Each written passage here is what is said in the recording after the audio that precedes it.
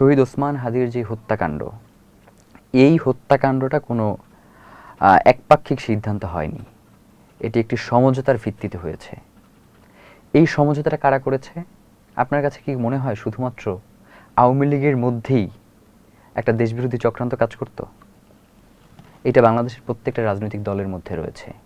এই সকল রাজনৈতিক দলের মধ্যে যারা বাংলাদেশের স্বাধীনতা সার্বভৌমত্বকে বিকিয়ে দিতে চাইছে দীর্ঘকাল ধরে, যারা কোনোভাবেই চায় নাই যে বাংলাদেশের মানুষ নতুন করে তার দেশকে নিয়ে ভাবুক, যারা কোনোভাবেই চায় নাই যে বাংলাদেশের মানুষ ইন্ডিয়ান বলয় থেকে বের হয়ে আসুক, এই পুরো গোষ্ঠীর একাত্মতার ভিত্তিতে, সমঝোতার ভিত্তিতেই এটা একটা কালেকটিভ মুভমেন্ট। এক্স্যাক্টলি। তাও ভালো।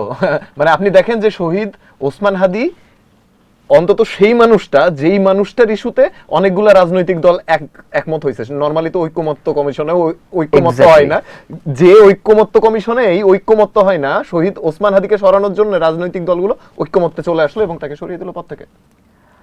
মানে পুরনো বন্দোবস্ত তো আসলে খুবই মজার ব্যাপার, খুবই অদ্ভুত। মানে দেখেন আপনি, এই কথাগুলো হয়তো আমি পরে বলবো, এরপরে বলে রাখি যে যেই দলটা গত 17 বছর ধরে পরিবর্তনের কথা বলেছে, গত 17 বছর ধরে সংস্কারের কথা বলেছে, সংবিধান ছুঁড়ে ফেলবার মতো কথা বলেছে, সেই দলটাই ক্ষমতায় আসবার মাত্র অল্প কয়েকদিনের মধ্যেই সে সংবিধানকে জীবনের উপজীব্য বানিয়ে যেইভাবে করে এই রাখছে, মানে এইটাই তো আসলে ওই যে পুরনো বন্দোবস্তে যে মজা, এইটা যারা ভাঙতে আসে তাদেরকে সরিয়ে দেওয়াটাই তো আসলে স্বাভাবিক। এই জন্যই কি জুলাই আসছিল? এই জন্যই কি 24-এ শত শত মানুষ, হাজার হাজার মানুষ, কোটি কোটি মানুষ রাজপথে নেমেছিল? এজন্যই কি এটা সংখ্যাটা 2000-এর মতো মানুষ জীবন দিল? এজন্যই কি 30,000-এর মতো মানুষ হাত, পা, চোখ, নাক, কান এগুলো হারালো? মানে অদ্ভুত না? আপনি এইটাকে কিভাবে দেখেন বলেন তো? দেখেন, প্রথম ব্যাপার যেটা, সেটা হচ্ছে শহীদ ওসমান হাদি একটা কথা বলতেন যে আমাদেরকে তুমুল যোগ্যতা অর্জন করতে হবে।